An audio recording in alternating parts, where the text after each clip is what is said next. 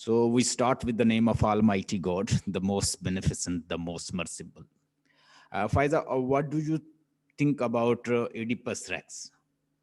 Whatever he did in Oedipus Rex, whatever Oedipus does in this play, do you think that he has free will, or he's doing deliberately whatever he's doing in the play? So what do you think? He's having free will, or he's doing deliberately, or he is doing just due to fate? जो सब कुछ वो करता है, क्या वो free will है उसकी, या वो मजबूर है फेट के हाथों, अपोलो की कर्स है क्या? What was reason behind it? आप थोड़ा सा अपने वर्डिंग। सर मुझे ऐसा लगा कि ये उसकी फेट ऐसी थी, और थोड़ा सा उसने खुद को भी इतना नहीं सोचा। दोनों चीजें आ जाती हैं कि अगर वो थोड़ा सा सोच लेता कि ये कहा गया है, और मारने से पहले, तो शायद उसको ये फेस ना करना पड़ता। और ये उसकी किस्मत में भी लिखा हुआ था कि उसने करना ही करना है, तो उससे हो गया, मतलब अनकॉन्शियसली। मतलब उसे क्या क्या प्रिकॉशंस जो है उसे वो कौन कौन से लेने चाहिए थे आपके आपके ख्याल में? क्या क्या उसको लेने चाहिए थे कि वो किन किन चीजों से अवॉइड? मेरा ख्याल है कि अब जब वो वहां जा रहा था, ट्रेवल कर रहा था अपने वापस कंट्री में, तो उसको थोड़ा सा ये चीज जहन में रखनी चाहिए थी कि इस तरह उसके बारे में कहा गया है। तो वो पहले कंफर्म कर लेता कि ये कोई ऐसा रिलेट तो नहीं कर रहा, ये किंग, उसको तो पता था कि ये किंग को ही किल करने लगा, तो थोड़ा सा कंफर्म कर लेता, तो फिर उसको शायद ये फेस ना करना पड़ता। ये बड़ा अच्छा पॉइंट बताया। पहली तो बात ये है कि वो अपनी मदर से शादी करेगा और अपने फादर को कत्ल करेगा, और डेफिनेटली उसका फादर जो है वो कोई किंग ही होगा। वेरी नाइस, अच्छा पॉइंट है। अच्छा, दूसरी बात ये है कि एक चूंकि वो उसे ये भी एक प्रिकॉशंस जो है लेना चाहिए था कि एजेड किसी भी औरत से शादी ना करता, किसी भी वुमेन से शादी ना करता जो एजेड होती, ठीक है। और फिर वो रॉयल होती, ये भी कोशिश करता कि कोई रॉयल से शादी ना करता।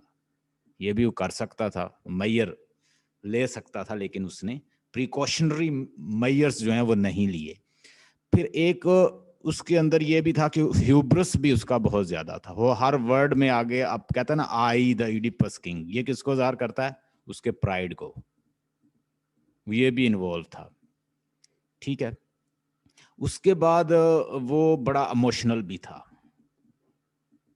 ठीक है। वो बहुत सारे फैसले इमोशनल करता है। कौन कौन से करता है?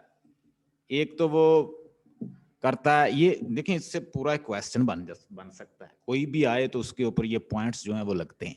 देखें, एक तो इसमें ये है कि एक तो उससे इमोशनल बहुत था, लड़ता किससे? एक तो वो किरोन से लड़ पड़ता है, किरोन से लड़ता है। फिर एक वो क्या ट्रीसियस से लड़ पड़ता है, ट्रीसियस से भी। और जब वो वापस अपनी कंट्री जाता है, इस लिहाज से भी इमोशनल हो सकता है कि कहीं उसका कत्ल ना कर दे अपने बाप का, तो ये भी एक इमोशनल नहीं आ जाता है। अच्छा, फिर एक बात और है कि वो अपनी लाइफ को भी रिस्क पे डाल देता है। किस लिए? कि वो ऐसे लगता है कि वो खुद जैसे खुदकुशी करने की कोशिश करता है। कोई भी उसके सामने नहीं जा रहा, वो स्फिंक्स के सामने, तो लेकिन वो खड़ा हो जाता है उसके आगे। स्फिंक्स के सामने वो क्यों जाता है? वो जो जिसका फेस जो है वो फीमेल जैसा और पीछे वो लाइन जैसी है, उसके सामने क्यों जाता है? कि या तो अगर तो वो जिंदा बच गया तो क्या है, उसको उसको खतरा है कि वो अपने फादर को कत्ल ना कर दे। अगर उसकी डेथ होगी तो वो उसकी जान ही छूट जाएगी। यानी वो वैसे ही, यानी मतलब उसने अपने आप को एक तो रिस्क पे डालता है, फेट के हाथों खुद ही वो छोड़ देता है अपने आप को, फ्रीली इन चीजों पे छोड़ देता है। अब ये तो पॉइंट, अच्छे खासे पॉइंट बन गए। और कुछ चीजें ऐसी हैं जो उसकी फेट में भी लिखी हुई हैं, हम उनको इंशाल्लाह डिस्कस करेंगे। Maida, would you like to share something? You are also very intelligent student and she is my old student. Maida, what would you like to share about Oedipus Rex? What do you know about this?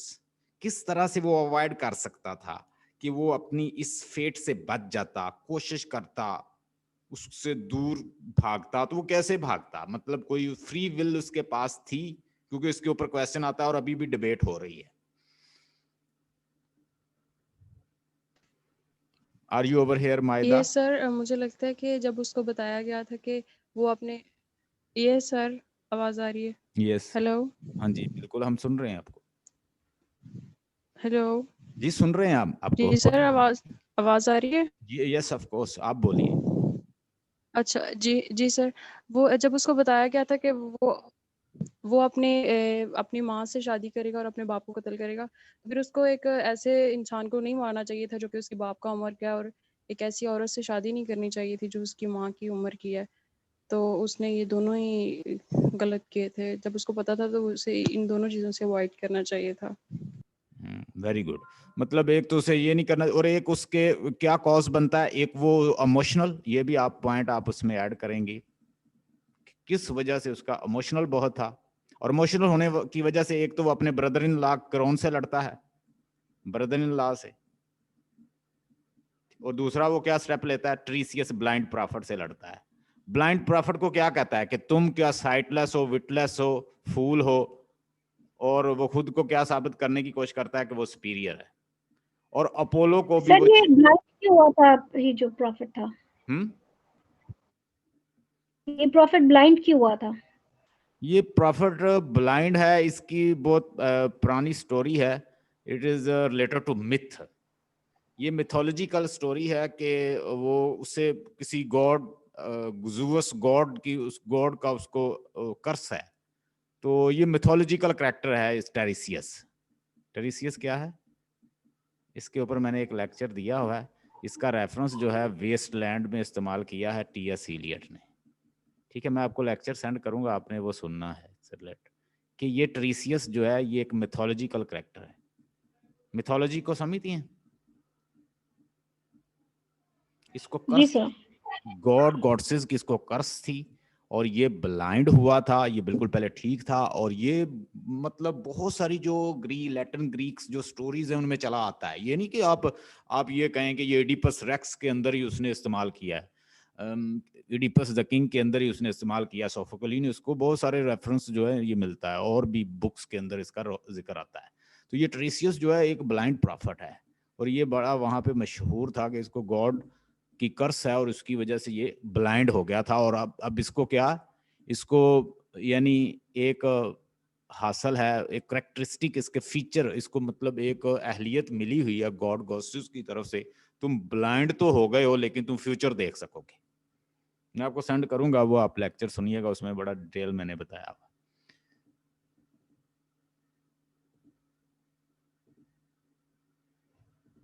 So let's discuss about our today's assignment. ये हमारी assignment है Oedipus Rex as a tragic hero. हम Oedipus Rex को tragic hero कह सकते हैं। Aristotle की definition के मुताबिक, अरिस्टोटल किस तरह से डिफाइन करता है एक ट्रेजिक हीरो को, कि मैं यहां लिख देता हूं और फिर हम इसके ऊपर अप्लाई करेंगे और इसको हम डिस्कस करेंगे। पहली बात तो ये है कि एक ट्रेजिक हीरो को क्या होना चाहिए, रॉयल। क्या होना चाहिए, रॉयल। क्या रॉयल है इडिपस? रॉयल है। उसके बाद जो उससे गलती हो वो क्या, उसका हमार्टिया हो। हमार्टिया किसको कहते हैं, ट्रेजिक फ्लॉ। उसके अंदर एक ट्रेजिक फ्लॉ होना चाहिए। और एक ट्रेजिक हीरो को, सर सॉरी, हमार्शिया मीन जो मिस कैलकुलेशंस होती हैं उससे, या जो मिस जो उससे गलती होती है वो गलती इस तरह हो कि वो कॉन्शियसली ना करे। मतलब he commits error due to unconscious act. It should be unconscious act, not conscious. और डिलिबरेट नहीं होना चाहिए। डिलिबरेट होता है कि मैं सब कुछ जानते हुए करूं। अगर हम एडिपस रेक्स को देखें तो वो तो बच रहा है कि वो एक्ट डिलिबरेटली नहीं करता। वो कैसे करता है कि मतलब उसे खतरा था कि वो अपनी मदर से शादी ना कर ले, क्योंकि उसे डर क्या था कि वो पोलिबस का बेटा है और मिरोप उसकी मदर है। वो वापस नहीं जाएगा, वो थीब चला जाएगा, कोरिंथ नहीं जाएगा, ताकि वो अपनी मदर से शादी ना कर ले, बाप को मार ना दे। तो मतलब ये वो जो एक्ट करता है शादी वाला, वो क्या करता है, डिलिबरेट नहीं करता, अनकॉन्शियस उससे होता है। और एक और चीज उसके अंदर होनी चाहिए, ना तो वो अटमोस्ट गुड हो, अटमोस्ट गुड हो, और ना ही वो अटमोस्ट लेवल पे अच्छा हो। अब ये पॉइंट समझने वाला है।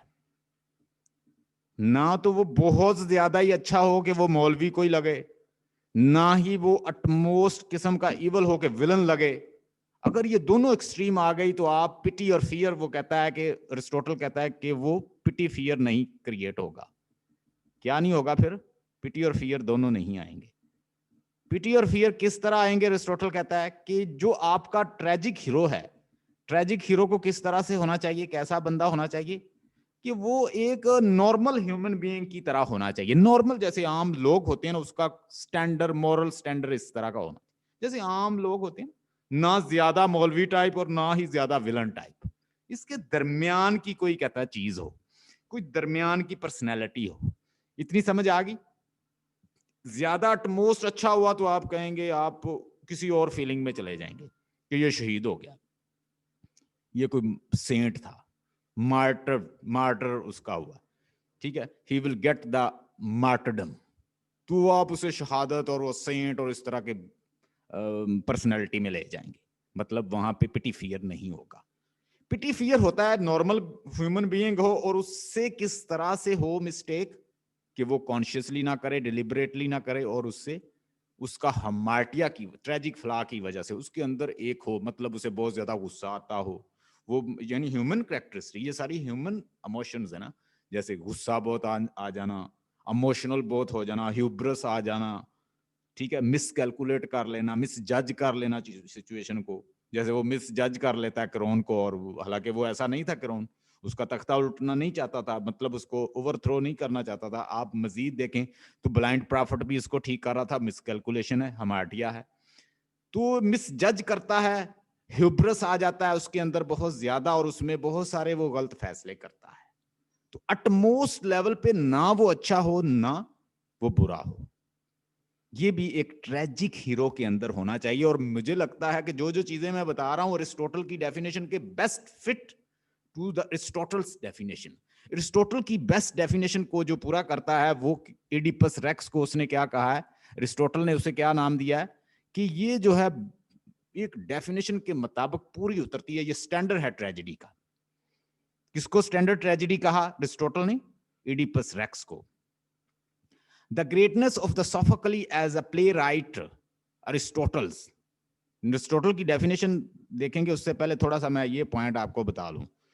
अरिस्टोटल ने एक तो आइडियलाइज किया है इसकी ट्रेजेडी को, इडिपस रेक्स को आप लिखेंगे, और एक आप लिखेंगे the greatness of Sophocles as a playwright. उस वक्त पहले तो सोफोक्ली ने कितने प्ले लिखे हैं? 120, और उसमें सर्वाइव्ड कितने हैं? 7। इतना पता है आपको? यानी उसने 120 लिखे थे, उसमें से 7 बच गए थे, बाकी सारे उसके बाद जो हैं वो कोई भी नहीं आपको कंप्लीट मिलेगा। ये यानी 7 प्ले जो हैं वो सर्वाइव्ड हैं, उनके नाम मैंने कल आपको बता दिए थे। मजीद अगर इसके बारे में देखा जाए तो उस वक्त 3 बड़े ट्रेजेडी राइटर थे, ट्रेजेडियन थे, मैंने वो आपको बताए थे। पहले जो सबसे बड़ा था उसका नाम क्या था? एस्किलिस। क्या नाम था उसका? एस्किलिस,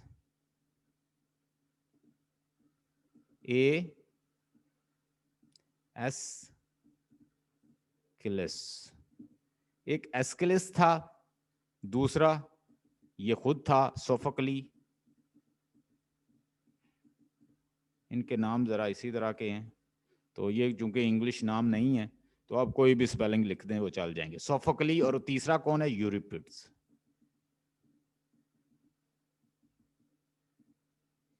सबसे पहले प्ले लिखता था, और ये किस में लिखता था? ट्रिलोजी की फॉर्म में। मैंने बताया था आपको ट्रिलोजी क्या होती है। ट्रिलोजी का मतलब कोई बताएगा? कि प्ले इस तरह आते थे ट्रिलोजी की फॉर्म में, 1 2 3, मतलब जो भी प्ले लिखते थे उसके वो 3 पार्ट लेकर आते थे, वो एक पार्ट में कंप्लीट नहीं होता था। लेकिन सोफोक्ली ने पहली दफा जो भी प्ले दिया वो अपने आप में कंप्लीट होता था। एक इडिपस द किंग हो या एंटीगोन हो या कोई भी प्ले हो, वो अपने आप में कंप्लीट होता था। क्या क्या चेंजिंग लेकर आया ये आप लिखेंगे, उसका इंट्रोडक्शन देते हुए आपकी असाइनमेंट में भी लिखा हुआ। मैंने जस्ट आपको बताना है, आपने उसको पढ़ना है, यही चीजें वहां लिखी।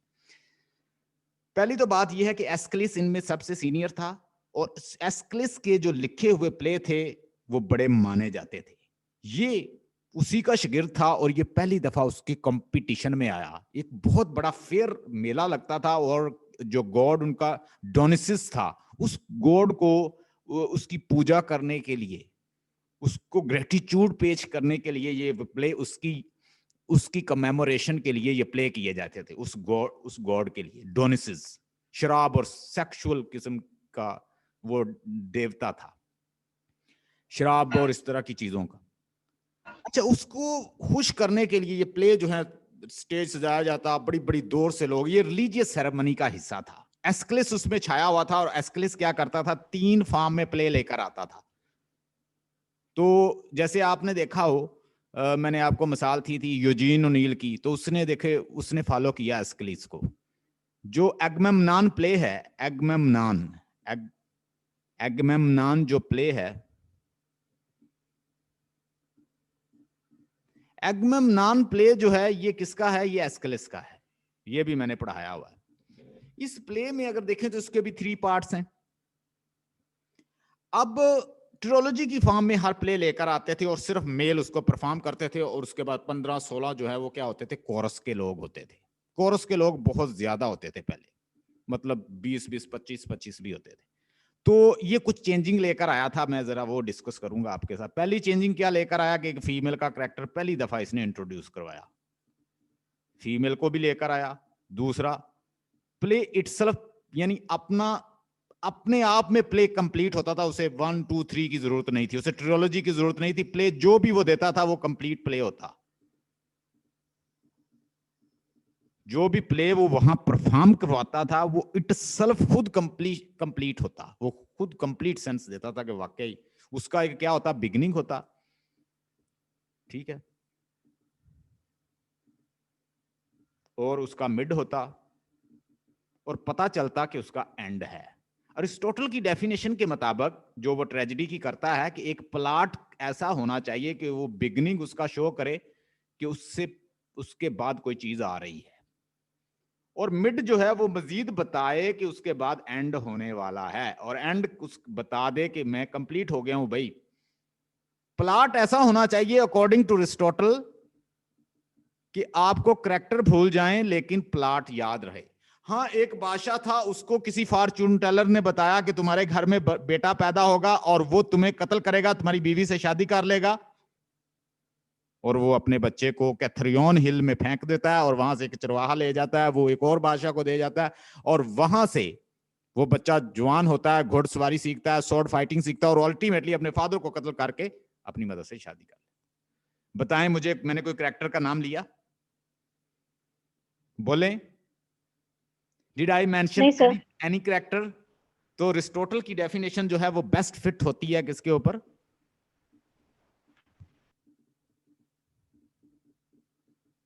अरिस्टोटल की डेफिनेशन आपने याद करनी अच्छी तरह से, और वो पूछेंगे according to the definition of the Aristotle, do you think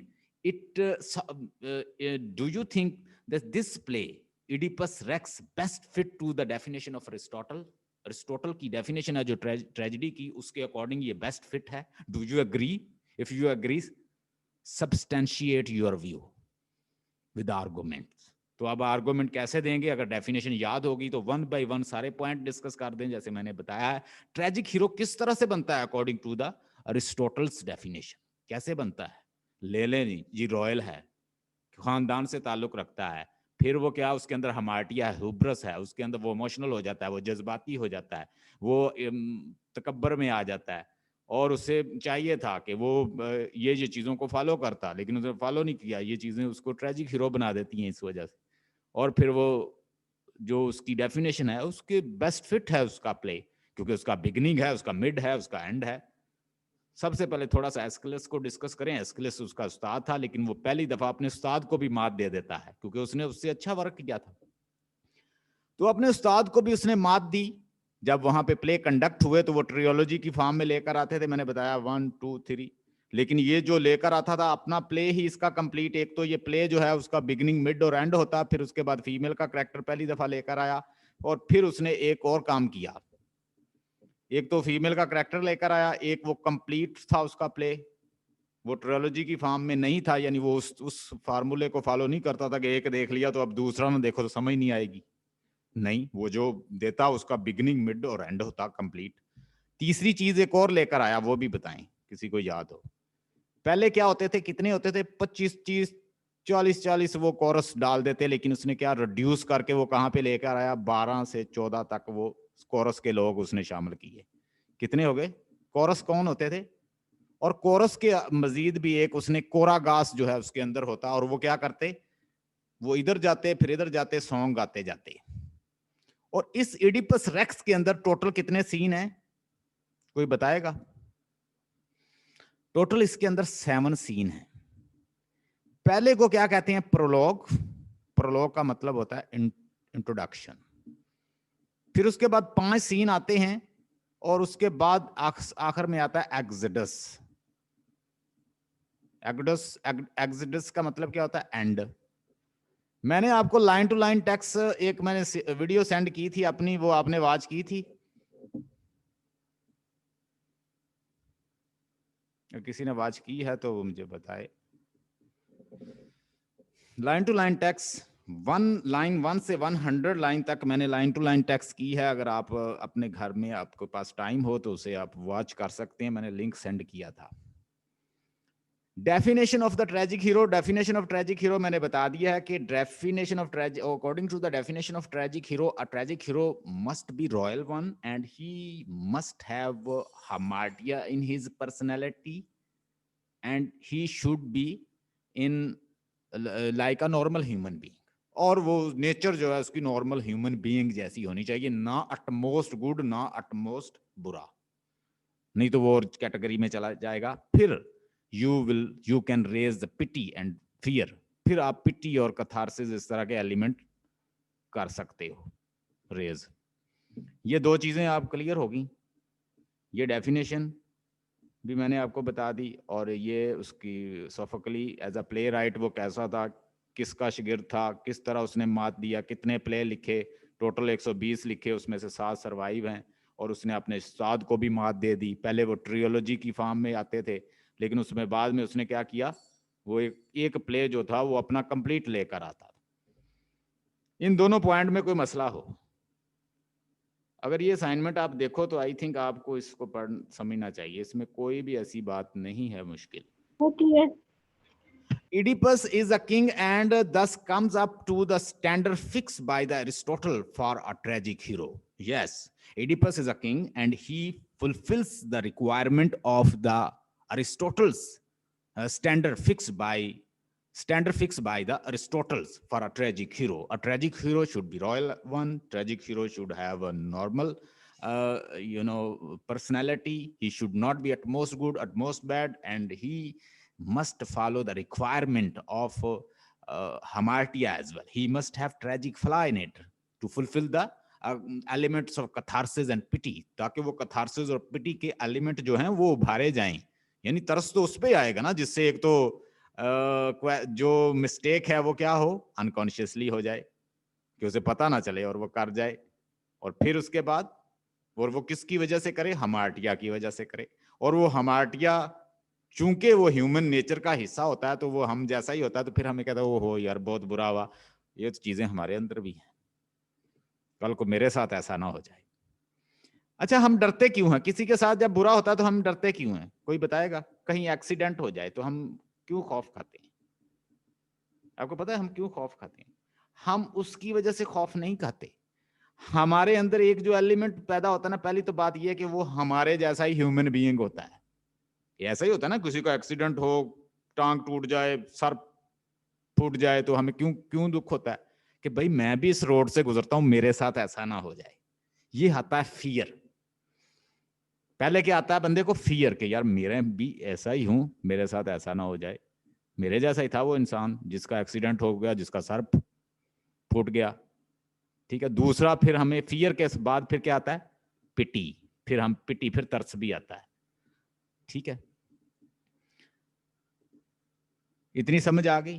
तो ये एलिमेंट ये किसके ऊपर, जब ह्यूमन बीइंग की नेचर आप जैसी होगी तो फिर आपको ये एलिमेंट जो है वो ज्यादा होंगे।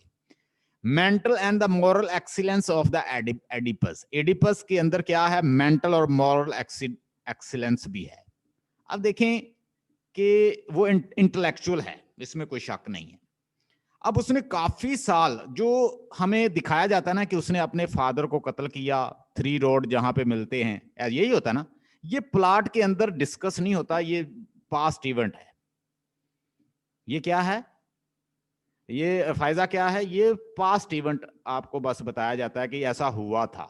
अब जो था वो तो हो गया था, लेकिन उसकी हमेशा जो इंटेलिजेंट बंदा होता है ना, वो जो इंक्विजिटिव होता है नेचर में, इंटेलेक्चुअल होता है, मेंटली बड़ा स्ट्रांग होता है, वो क्या करता है, वो कहता है कि मैं बात की तह तक जाऊंगा। मतलब पास्ट इवेंट हो चुके हैं, he can avert from all these event and he should focus on present, he can move ahead with new thoughts. Even Jocasta is also stopping her to do such things, but he is not going to stop. Rather, he's moving forward. He's inquisitive. He is having, this thing in a nature to find who is the culprit, real culprit, and he will punish him. And there is a dramatic irony as well. इसके अंदर dramatic irony है। वो कहता है कि वो ऐसे बदला लेगा जैसे वो अपने फादर का बदला लेता है। मैं उसको सजा देके अपने आप को सेव करूंगा। ये किसको कह रहा है, वो सारे अल्फाज किसको बोल रहा होता है, अल्टीमेटली वो खुद को ही बोल रहा होता है। ये है ड्रामेटिक आयरनी। क्यों मायदा आपका नाम है? ड्रामेटिक आयरनी क्या होता है कि ऑडियंस को पता हो और करेक्टर बेचारा नहीं जानता। ऑडियंस को पता है बात का, लेकिन करेक्टर नहीं जानता। और इसके अंदर यानी वो मेंटली बड़ा स्ट्रांग है, मॉरली बड़ा एक्सीलेंसी है उसके अंदर। किस तरह की एक्सीलेंसी है भाई, कि उसके पास आते हैं लोग इकट्ठे होकर कि बादशाह सलामत, आप हमें वैसे ही निजात दिलाइए जैसे आपने स्फिंक्स से निजात दिलाई थी। आप अजीम हैं, आप ग्रेट हैं, हमें निजात दिलाइए। और जैसे देवता बनकर आए थे, हमें दोबारा फिर इस स्फिंक्स से जैसे निजात दिलाई थी, इस कहत से भी निजात दिलाइए। और for God sake, rule on living people. You should rule on people who are living, not on dead people. हम जब सारे ही मर जाएंगे, हम सबकी डेथ हो जाएगी, तो रूल किस पे करोगे? डेड लोगों पे। कुछ तो करिए बादशाह सलामत, हमारे लिए कुछ करें। तो कहता है, my children, my generation, I have already know this. I am very worried. You are suffering for your own problem, but I am suffering for your all problems. तुम तो अपनी अपनी प्रॉब्लम के लिए सफर कर रहे हो, मैं तुम सब पूरी स्टेट के लिए सफर कर रहा हूं। तो वो कहता है कि मैं इस रूट कॉज को पता करूंगा। एक तो वो इंटेलेक्चुअल है, एक वो मॉरल उसके अंदर एक्सीलेंसी है, और वो बात की तह तक पहुंचता है। ना जुकेस्टा की बात मानता है, ना वो किसी और की मानता है। जो उसके रास्ते में आता है वो कहता है कि वो अपने असल पॉइंट तक पहुंचेगा, हत्ता के ट्रुथ जितना भी खतरनाक हो वो उसके तक पहुंचेगा। और हमें लगता है कि वो वाकई हीरोइक डीड करता है। कैसे हीरोइक डीड करता है? एक तो वो स्टॉप नहीं होता, वो उसे परस्यू करता रहता है कि वो सच को तलाश करेगा, उसके लिए अपनी आंखें फोड़ लेता है, और वो हारता नहीं है। इसे कहते हैं heroic deed. Heroic deed, heroic deed करता है, हारता नहीं है। बड़ा ये होता है ट्रेजिक हीरो की ये निशानी है कि वो फेस करता है सर्कमस्टांसेस को। इतने पॉइंट क्लियर हो गए। But Oedipus is not perfect man, he is a short tempered and arrogant and this bring about his tragedy. अब यहां पे आप डिस्कस करेंगे कि उसके अंदर फ्लॉ है क्या, कौन कौन सा फ्लॉ है। एक तो वो शॉर्ट टेम्पर है, गुस्सा बहुत जल्दी कर लेता है, इसको कहते हैं शॉर्ट टेम्पर। एक वो एरोगेंट और ह्यूब्रस है उसके अंदर, एरोगेंट और ह्यूब्रस। ठीक है, ह्यूब्रस उसके अंदर मौजूद है। वो बार जो है वो आई का लफ्ज इस्तेमाल करता है, I the Oedipus, I who has saved you from the sphinx. Even कि वो ट्रीसियस को भी कहता है, तुम बड़े ब्लाइंड प्रॉफिट बने फिरते हो, तुम मुझे बताओ कि जब स्फिंक्स आई थी और तुम लोगों को खा रही थी और लोगों को तबाह बर्बाद कर रही थी, तो किसने निजात दिलाई थी? मैं, Oedipus, I Oedipus, who has saved you from these sphinx. In sphinx से मैंने तुम्हें निजात दिलाई थी, वो तो तुम्हें खा रही थी। कहां थे तुम ब्लाइंड प्रॉफिट बने फिरते हो? वो उसके साथ भी लड़ता है, और वो उसके साथ नहीं लड़ता, इनडायरेक्टली वो किसको बात कर रहा होता है? अपोलो को, गॉड को। और इसीलिए अपोलो की उसके ऊपर क्या होती है? कर्स होती है कि अब उस गॉड जो है, उस वक्त चूंकि गॉड गॉडसेस का दौर था, फेट का दौर था, तो वो फेट ने भी अपना काम दिखाना था। तो एक तो वो शॉर्ट टेम्पर था, एक एरोगेंट था, ह्यूब्रिस उसके अंदर था, फिर वो क्या करता था, एक स्टेपबॉर्न था। स्टेपबॉर्न का मतलब क्या होता है, जो बड़ा जिद्दी हो, वो जिद्दी भी था। उसे जुकेस्ता रोकती है, उसे ट्रीसियस रोकता है, उसे चरवाहा जो है वो भी नहीं बता रहा, वो कहता है कि मैं तुम्हारा सर कलम कर दूंगा, बताओ कि कौन था, किसने तुम्हें दिया था, मुझे बताओ जल्दी से। तो वो बेचारा खौफजदा होके बता देता है। यहां तक क्लियर हो गया? हमने ये पॉइंट भी कर लिया, ये भी कर लिया, ये भी कर लिया, ये भी कर लिया, ये भी कर लिया। असाइनमेंट आपने जस्ट एक दफा पढ़नी है, इंशाल्लाह आपको ये याद हो जाएगा। एरोगेंट था, ह्यूब्रिस था, स्टेपबॉर्न था, जिद्दी था, शॉर्ट टेम्पर था, जुकेस्टा की नहीं मानता, जुकेस्टा उसे रोकती है कि बस छोड़ो, तुम ज्यादा इसमें ना करो, इंक्विजिटिव ना बनो, ना स्टेपबॉर्न बनो, रुक जाओ, प्रेजेंट इवेंट पे तवज्जो दो, पास्ट को छोड़ो। लेकिन वो नहीं, चरवाहा शेफर्ड जो है वो भी उसे नहीं बताता, वो कहता है कि नहीं बताओगे तो तुम्हारा सर कलम कर दूंगा, वो भी बता देता है बेचारा। और किसको, ट्रीसियस के साथ भी वो लड़ रहा है, किरोन के साथ भी वो लड़ रहा है। तो अब ये सारे कैरेक्टर के साथ वो क्यों लड़ रहा है? विदाउट एनी रीजन, कि वो क्या था, शॉर्ट टेम्पर था।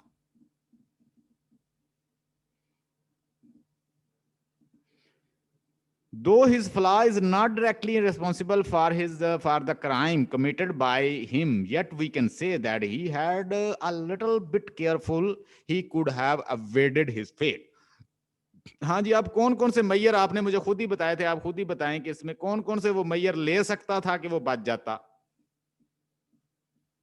एक तो वो किसी भी किंग को ना मारता, ठीक है, जो भी किंग था उसे ना मारता, एजेड बंदे को ना मारता, ठीक है। दूसरा क्या करता, एजेड और औरत से शादी ना करता, एजेड से शादी ना, किसी भी एजेड औरत से वो शादी ना करता, एजेड वुमेन से शादी ना करता, और वो स्टेप बोर्न ना होता, अगर स्टेप बोर्न बहुत ज्यादा था, शॉर्ट टेम्पर ना होता, ह्यूब्रिस उसके अंदर ना होता, वो भी उसका काज बनता है, ठीक है। ये अगर चीजें वो इसको मेजरमेंट को इन मेजर्स को फॉलो करता तो वो काफी हद तक बच सकता था। एनी हो, आप लास्ट में लिखेंगे कि what ever he does since that era, that time, ancient time, God and goddesses, they were controlling and ruling the fate of the people. It had to occur. Whatever he takes measure, it will have to occur.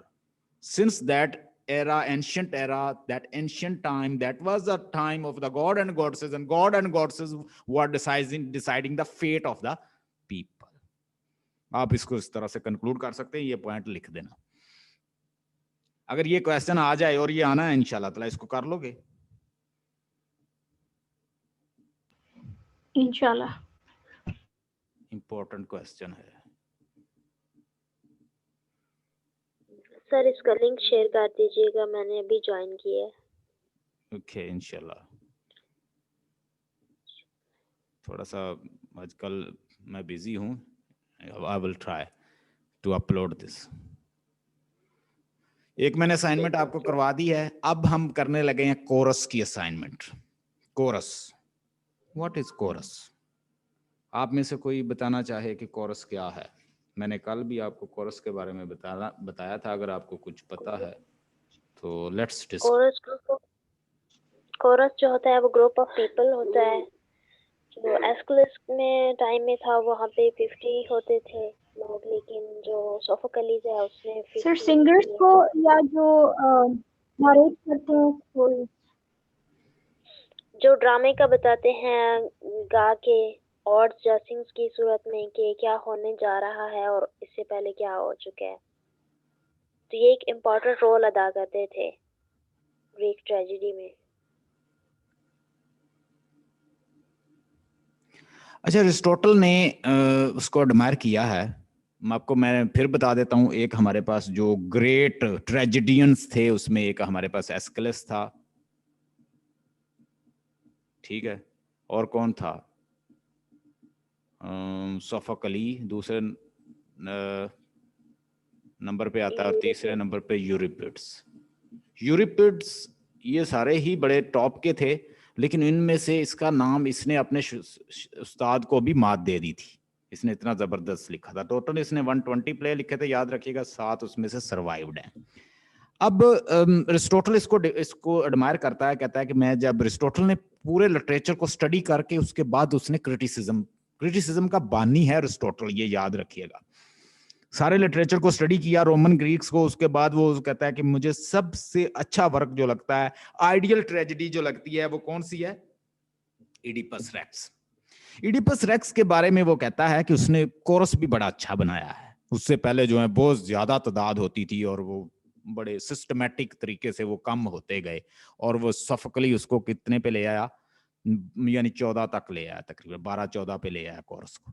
अब coarse क्या है? Group of the people है, लेकिन ये बड़े respected people होते थे उस इलाके के, जिनकी लोग मानते थे। मतलब अब बच्चे तो खड़े नहीं कर सकते, अब 12-14 बच्चों की तो नहीं मानेंगे लोग। तो वहां पे जहां पे प्ले कंडक्ट होता था, ये बड़े बर्जगीदा और बड़े ओल्डर पीपल होते थे, एजेड पीपल होते थे, और इनको वो खड़े करते थे। वो साथ साथ क्या करते थे, कैरेक्टर जो चल रहे होते थे ना, उनको इंस्ट्रक्शन देते थे, भाई तुम ऐसा कर लो, तुम ऐसा कर लो, ऐसा करो, ऐसा करो। इवन कि उनको क्या कथारसिस करते रहते, साथ साथ ऑडियंस के साथ भी बातें करते, कैरेक्टर के साथ भी वो बातें करते। कभी वो गाना गाते हुए, सॉन्ग गाते हुए, ओड गाते हुए राइट से लेफ्ट जाते, लेफ्ट से राइट जाते, एंड स्ट्रोफी एंटी स्ट्रोफी देते। कभी वो सेंटर में खड़े हो जाते, और फिर वो इवन कोरस जो है, कोरागास जो है, वो बात भी करता है, बतौर कैरेक्टर भी काम करता है। अरिस्टोटल ने कोरागास जो लीडर होता है उन सारे ग्रुप का, वो जो यानी 14-12 बंदे हैं जो आगे, कभी आगे से जाते हैं स्टेज के, कभी उधर से उधर जाते हैं, और साथ साथ वो कैरेक्टर के साथ बातें भी करते थे। और वो जो कोरागास है, आपको पता है कि कोरागास उनको मशवरे भी देता है, कोरागास से वो पूछता भी है, और इसी तरह कोरागास जो है साथ साथ उनको मशवरे भी देता है, और अरिस्टोटल ने उसको एडमायर किया है। The chorus should be regarded as one of the actors, it should be integral part of the whole and take a share in the action. ये मीटिंग बंद होने लगी है, मैं दोबारा से आपको सेंड करूंगा इसके बाद। That which it has in Sophocles rather than in Euripides, यानी सोफोक्ली के वर्क में ये बहुत अच्छा है। वो कहता है कि क्या कोरस उसने बहुत अच्छा बनाया है। कोरस जो है वो है बतौर कैरेक्टर काम करता है, साथ इंटरेक्शन करता है, मशवरे देता है, नसीहतें देता है, और उनको गाइड भी कर रहा है कैरेक्टर्स को, और साथ साथ कैरेक्टर को कथारसिस भी कर रहा है। और लिक्सिक